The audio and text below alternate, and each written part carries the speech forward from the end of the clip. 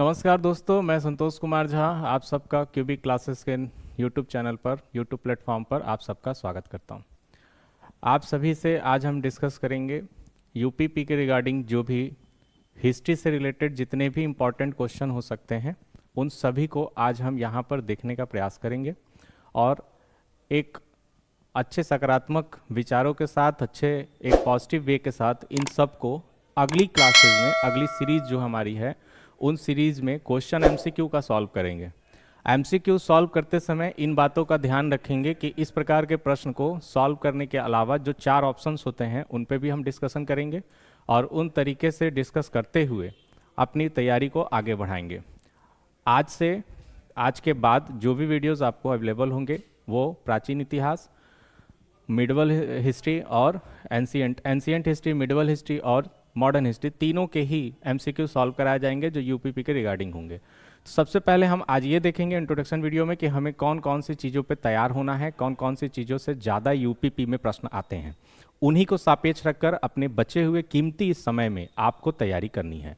उसके अलावा आपको भटकना कहीं से नहीं है। विश्वास के साथ, एक सकारात्मक सोच के साथ आपको आगे बढ़नी है। वर्दी अवश्य आपको मिलेगी, ये मेरा निश्चित आपके लिए प्रयास होगा। हमारी पूरी टीम इसमें लगी हुई है और पूरे टीम के सफल प्रयास से हम आपको उस मुकाम पर पहुंचाने के लिए तत्पर हैं। आइए देखते हैं कौन कौन से ऐसे पॉइंट्स हैं जिनको हमें यूपीपी के रिगार्डिंग हिस्ट्री में पढ़ना सबसे ज़्यादा जरूरी है। सबसे मेन पॉइंट्स हैं जिससे प्रीवियस ईयर्स के क्वेश्चंस पेपर में अगर आप देखेंगे तो प्रश्न आए हुए हैं और उसी के इर्द गिर्द ही प्रश्न घूमेंगे। सबसे पहले हम आज आधुनिक इतिहास यानी मॉडर्न हिस्ट्री की बात करेंगे। मॉडर्न हिस्ट्री में सबसे पहले आपको 1600 ईस्वी से स्टार्ट करना है, जो यूरोपीय कंपनियों का आगमन है।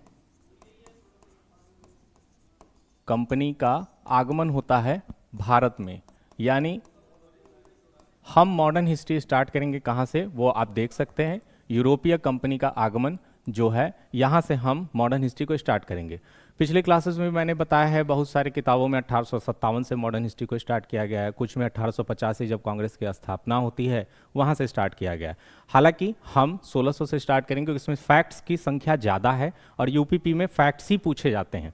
तो 1600 में ईस्ट इंडिया कंपनी से स्टार्ट करेंगे। उसके बाद यूरोपीय कंपनी में सबसे पहले हम लोग देखेंगे पुर्तगाली आते हैं, पुर्तगाली का आगमन पढ़ेंगे। पुर्तगाली के आगमन के बाद हमारे पास पुर्तगाली के बाद डच का आगमन, डच के बाद फ्रांस का, ब्रिटेन के बाद फ्रांस का। इस तरह से क्रमबद्ध अनुसार हम सारे प्रश्नों को सॉल्व करते हुए इनका चलेंगे। यूरोपीय कंपनी का आगमन हमारा खत्म हो जाएगा।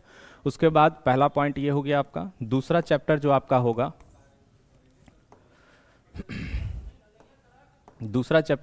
होगा, वो होगा 1857 की क्रांति।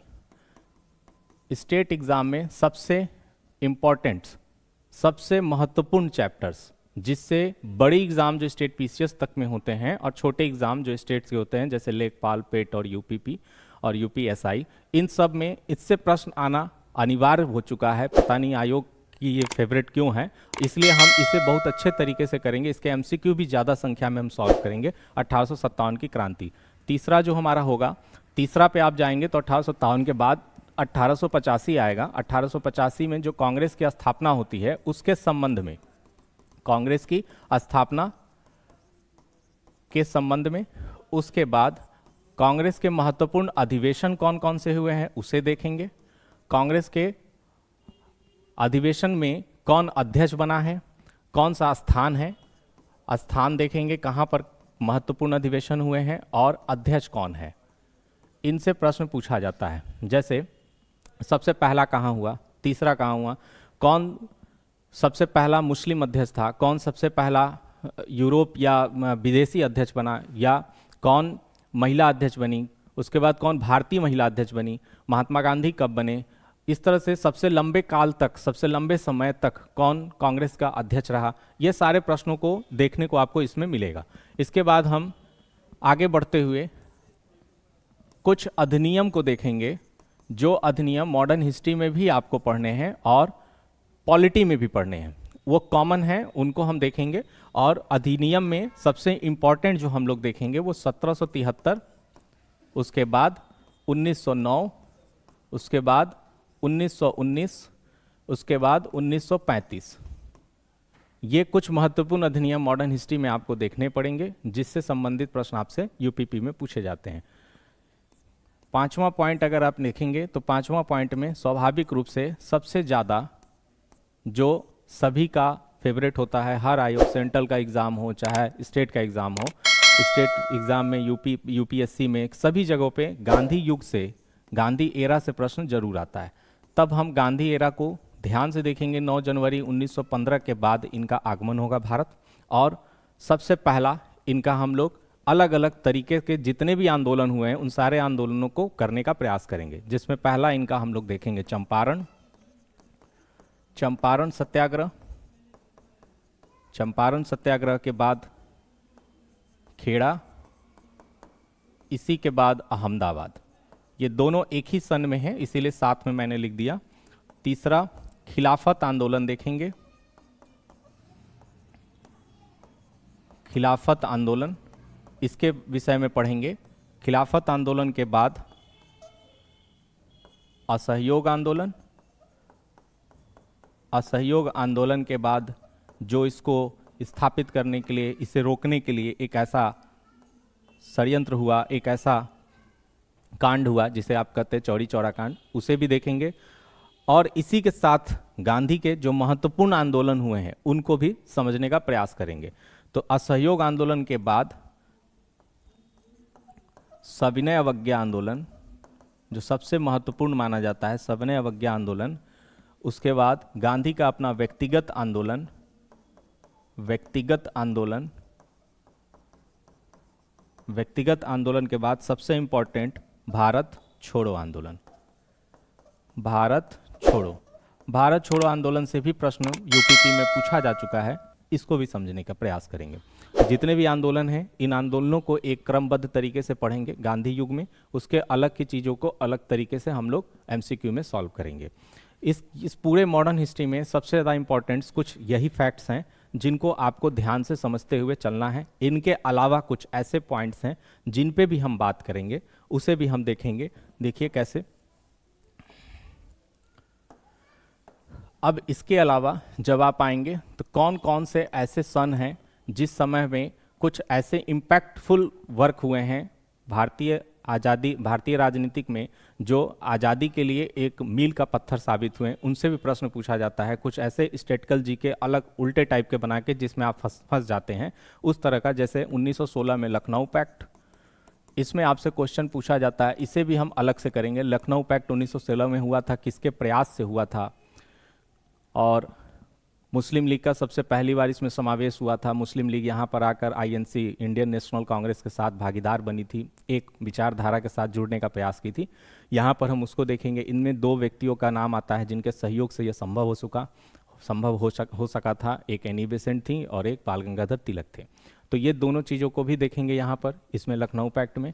उसके बाद कुछ महापुरुषों के बारे में आपको पढ़ने पड़ेंगे जिनका मेन संबंध, महापुरुष, आधुनिक इतिहास के वो महापुरुष, वो महान क्रांतिकारी नेता जिनके बारे में आपको पढ़ना पड़ेगा। उसमें महापुरुषों के बारे में तो आपको पढ़ना ही है, उसके अलावा इनकी लिखी हुई किताब, इनकी लिखी हुई पत्रिका, इनके लिखे हुए समाचार पत्र, इन सभी चीज़ों पर आपको डिस्कशन करना होगा। इन सभी के अलावा आपका प्रश्न इतिहास का इधर उधर नहीं जाता है, इन्हीं सब चीज़ों से पूछा जाता है। तो समाचार पत्र, पत्रिका, ये चीज़ें।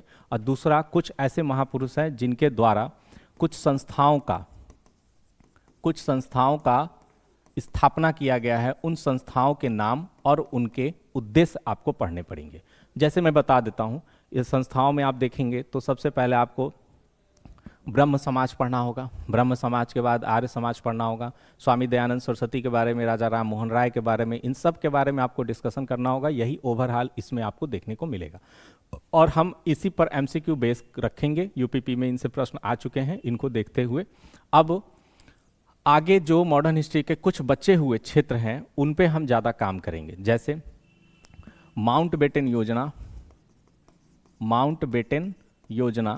माउंटबेटन योजना एकदम आधुनिक इतिहास के अंतिम छोर का बिंदु है, जहां से भारत को आज़ादी मिल जाती है। उस समय हम देखेंगे कि किस प्रकार से कैबिनेट मिशन का गठन होता है। ये पॉलिटी में भी आपको पढ़ना है। कैबिनेट मिशन का गठन होता है और इसी के स्वरूप अंतरिम सरकार की भी गठन होती है, क्योंकि अंतरिम सरकार में कौन किस पद पे था ये यूपीपी में पूछा गया है। इसलिए कैबिनेट मिशन, अंतरिम सरकार जो गठित हुआ था उसमें शिक्षा मंत्री कौन थे, उस समय के गृह मंत्री कौन थे, ये सब पूछा गया है जब हमारा संविधान निर्मित हो रहा था। संविधान निर्मित नहीं हुआ था तब की बात को भी पूछा गया है प्रश्नों में। तो माउंटबेटन योजना एकदम अंतिम का है। उसके साथ ही आपको एक बात और याद रखना है, भारत स्वतंत्रता अधिनियम। भारत स्वतंत्रता अधिनियम, भारत स्वतंत्रता अधिनियम के अंतर्गत ही, भारत स्वतंत्रता अधिनियम को ही बेस बनाकर, आधार बनाकर भारत और पाकिस्तान का बंटवारा किया गया था 1947। भारत स्वतंत्रता अधिनियम 1947, इसके कुछ महत्वपूर्ण बिंदु को भी हम देखेंगे। इस तरह से एमसीक्यू के बेसिक चीज, जो हमारा एमसीक्यू का जो बेस होगा, जो आधार होगा, उसके महत्वपूर्ण कौन कौन से बिंदु होंगे, जो हमारी आने वाली एमसीक्यू की सीरीज होगी मॉडर्न हिस्ट्री के रिगार्डिंग, उनके महत्वपूर्ण बिंदुओं को मैंने आज आपको बताया है। इन सब के अलावा सबसे बड़ा काम क्या करना है, आपको यूपीपी का अगर हिस्ट्री आपको क्रैक करना है, उनके प्रश्नों को सही तरीके से सॉल्व करना है। बहुत सारी किताबों को पढ़ने की कोई आवश्यकता नहीं है। बहुत जगहों पर जाकर बहुत सारे कंटेंट को कलेक्ट करने की, कंटेंट को इकट्ठा करने की कोई आवश्यकता नहीं है। आप एक बार यूपीपी का सिलेबस देखें जिसमें केवल लिखा है भारत का इतिहास।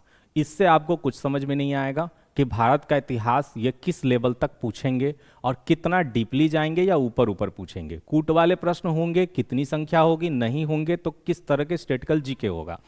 इन सब को अगर समझना है तो आपको प्रीवियस ईयर के कुछ क्वेश्चंस को, प्रीवियस ईयर में आए हुए कुछ इतिहास के क्वेश्चंस को देखेंगे और अपने माइंड सेट को जब बनाएंगे तो खुद आपको ऐसा समझ में आएगा कि बहुत ज़्यादा डिटेल पढ़ने की आवश्यकता नहीं है।